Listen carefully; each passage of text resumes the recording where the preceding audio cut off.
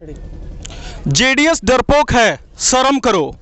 और शर्म करने वाली बात यहाँ पर जेडीएस के लिए ये है क्योंकि यहाँ पर बच्चे खड़े हैं, बारिश की बूंदें यहाँ पर आकर इनके हौसलों को कम करने की कोशिश में ख़त्म हो चुकी हैं और अब इस समय धूप हो रहा है, तो धूप और बारिश और बिना सब चीज़ का परवाह किए बगैर यहाँ पर बच्चे खड़े हैं और प्रोटेस्ट कर रहे हैं। प्रोटेस्ट उस समय जब इनको दूसरे विद्यालय में एडमिशन लेने के लिए कड़ी मशक्क़त करनी हो, इस वक्त में ये आकर प्रोटेस्ट कर रहे हैं। एक तरफ दिमाग में ये भी खतरा बना हुआ है कि शायद 16 अगस्त को इनको फिर से एग्ज़ाम देना पड़े, लेकिन फिर भी अपने हक के लिए ये लगातार बने हुए हैं। ये सिर्फ यहीं का मामला नहीं है मित्रों, हर एक विद्यालय, लगभग सीबीएसई के हर एक विद्यालय में इस तरह की बड़ी गड़बड़ियाँ हुई हैं। जो विद्यालय बड़े बड़े पैसे वसूलते हैं, जिनका जो फीस होता है उसको जैसे तैसे मैनेज करने में एक अभिभावक को बहुत ही समस्याओं का सामना करना पड़ता है और किस तरह से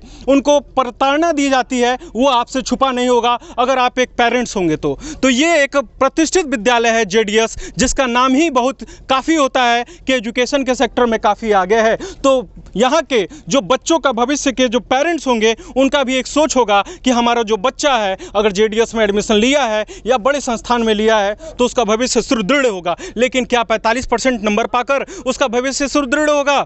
आज के दौर में जहाँ पर कुछ संस्थानों द्वारा कह दिया गया है कि 2022-2021 के जो पास आउट है, 2020 के पास आउट हैं, उनको एलिजिबल ही नहीं माना हुआ है। ऐसे में 45% से 50% के बीच में जो नंबर पाए हुए हैं उनका क्या भविष्य है आप खुद सोच सकते हैं। जो सीबीएसई ने जो खेल खेला है एसी रूम में बैठकर, उसके वजह से यहाँ पर जो बच्चे छोटे छोटे नन्हे बच्चे हैं, इनका कोई भी उम्र 16 से 17 साल से ऊपर नहीं है। उसके बावजूद सीबीएसई के जो ठेकेदार हैं जो एसी में बैठे हुए हैं, उनको परवाह नहीं है कि ये बच्चे धूप में हैं, बारिश में हैं या आंधी तूफान में खड़े हुए हैं। बच्चों, जो नंबर आप लोग पाए हुए हैं तो उसके लिए कितने समय से आप लोग संघर्ष कर रहे हैं? सर पूरे 1 साल से दिन रात मेहनत करके सर हम लोग का परसेंटेज क्या 80 से आगे अब नहीं है। सर जो टॉपर है वो हमारे देखने में टॉपर नहीं है, वो है अगर तो पेपर दे हमारे साथ बैठ के, हम पेपर देने के लिए तैयार हैं, हम बिल्कुल पेपर देंगे। तो अभी कहा जा रहा है कि तुम लोग की सहूलियत के लिए कहा जा रहा है, सीबीएसई की तरफ से सर्कुलर जारी हुआ है कि 16 तारीख से एग्जाम दिया, जिसको आपत्ति है वो फिर से एग्जाम दे सकते हैं। सर हम देंगे, बिल्कुल हम देंगे। बच्चों को भी देना पड़ेगा, उन बच्चों को भी, वो 11th पढ़ेंगे, हम 10th का रिवीजन करके फिर से एग्जाम देंगे। वो 11th को होल्ड किया जाए और सारे बच्चे फिर से 10th का एग्जाम देंगे सर।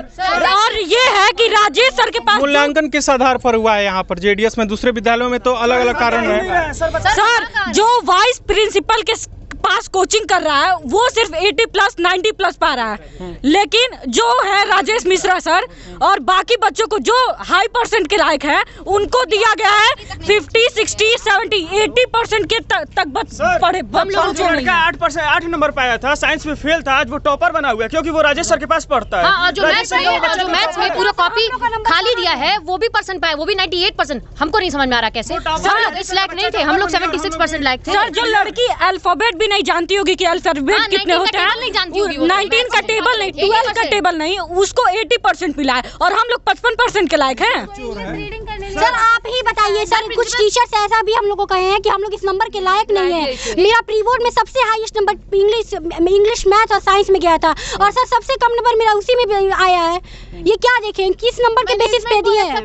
70%। तो बच्चों का आरोप गलत नहीं है, जो शिक्षकों को ऊपर आरोप लगा रहे हैं वो इस आधार पे नहीं है क्योंकि यहाँ पर जो बोर्ड ने निर्धारित किया हुआ था कि शिक्षकों को अपने विवेक अनुसार नंबर देना था कि कौन सा बच्चा किस अनुसार पढ़ने में है। लेकिन बच्चों का कहना है, स्पष्ट रूप से आरोप देना ये है कि अपने चुनिंदा, अपने जो कोचिंग संस्थान में जो बच्चे पढ़े, उनसे ट्यूशन पढ़े, जो उनके फेवरेट रहे, उनको वो नंबर दिया गया। आरोप लगाए रहे हैं बच्चे। हर एक विद्यालय में इस तरह की गड़बड़ियाँ हुई हैं, आपको बताएं, कहीं पे ज़्यादा कहीं पे कम, लेकिन कुल मिलाकर बात ये देखने को मिली है सीबीएसई के द्वारा, सीबीएसई बोर्ड के द्वारा एक तरह से लापरवाही हुआ है, जिसके वजह से सीबीएसई बोर्ड के बच्चों को हो सकता है आगे भविष्य में अगर इस पर कोई सटीक कार्य योजना नहीं बनती है तो भविष्य में उनको बहुत ही मुसीबतों का सामना करना पड़ सकता है। जेडीएस के बारे में यहाँ पर लिखा है, जेडीएस डरपोक है, शर्म करो। ये लोग देखिए, ये गुस्सा देखिए।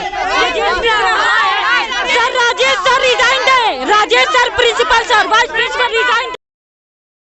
नमस्कार, इस वक्त हम जेडीएस पर मौजूद हैं। जेडीएस में यहाँ पर बच्चे मौजूद थे जिनको समझा बुझा कर यहाँ से भेजा गया है, क्योंकि लगातार मौसम की मार उनको ऊपर पड़ रही है। छोटे छोटे बच्चे हैं, तो हम एक पत्रकार हैं, लेकिन हमारी नैतिक जिम्मेदारियाँ भी उससे कम नहीं हो सकती हैं।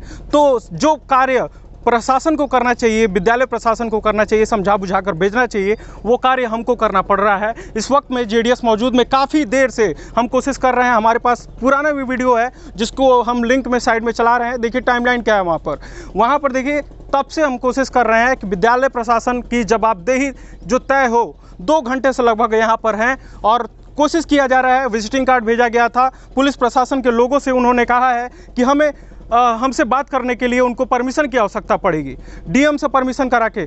आपको बताएं, एक पत्रकार को जो है वो सूचना विभाग हर एक पहलू पर परमिशन दिया होता है, उसके बावजूद ये मिलने को तैयार नहीं है। ठीक है, हम एक ऐसे पत्रकार हैं जो दोनों पक्ष को दिखाना चाहते हैं, कोई एक पक्षीय नहीं होना चाहिए। जो एक्चुअल रीज़न है वो सामने आनी चाहिए।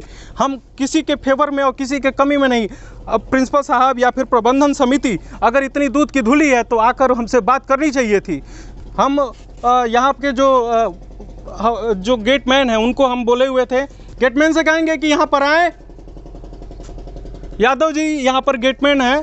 देखिए गेटमैन इतने सुस्त हो चुके हैं कि यहाँ पर वो आ नहीं रहे हैं और फिलहाल सारे मैनेजमेंट के लोग अंदर बैठे हुए हैं। फिर वहाँ से उन्होंने कहा है कि जो भी पत्रकार बंधु आए हों उनसे हम मुलाकात नहीं करेंगे। आखिर वो मिलना क्यों नहीं चाह रहे हैं अगर उनके में गलती नहीं है, गड़बड़ियाँ नहीं है? रूप से बता रहा है कि इनके नियत में किस तरह से खोट है, किस तरह से गड़बड़ियाँ हुई हैं। उनको डर लग रहा है शायद कि हम बातों बातों में उनसे सच उगलवा लेंगे, जो चीज़ें हैं वो सामने आ जाएंगी, तो इसी वजह से शायद वो मिलने से मना कर रहे हैं। हम लगातार कह रहे हैं यहाँ पर कि हम इनका पक्ष चलाना चाहते हैं। अगर विद्यालय प्रबंधन समिति को हमारी आवाज़ जा रही होगी तो यहाँ पर आए और गेट खोले और हमें जवाब दे। जनता जवाब चाहती है। जिस विद्यालय में उन्होंने पैसा दिया है, जिस विद्यालय में इतने इतने पैसे दिए गए हैं, 1-1 रुपये 2-2 रुपये के लिए वापस बच्चों को कर दिया गया है, आज उनके साथ गलत हुआ है तो उनको जवाबदेही क्यों नहीं वो तय कर पा रहे हैं? तो बड़ा सवाल ये खड़ा होता है। जेडीएस विद्यालय है जो माना जाता है, जो बिल्डिंग इतनी बड़ी खड़ी कर ली गई है, तो इसका सिर्फ बात किया जाता है कि बिल्डिंग इतनी बड़ी खड़ी हो गई है तो यहाँ पढ़ाई भी होता होगा, लेकिन पढ़ाई इतना बढ़िया होता है तो इसका ग्रेड क्यों इतना कम आ रहा है? ये सोचने वाली बात है। और ऐसे में जब सब कुछ दूध का दूध पानी का पानी हो चुका है, ऐसे में अगर कुछ गड़बड़ियाँ विद्यालय प्रबंधन के तरफ से नहीं हुई है तो वो मीडिया से मिलने में क्यों कोताही बरत रहे हैं, वो क्यों नहीं आना चाह रहे हैं? ये बड़ा सवाल खड़ा होता है।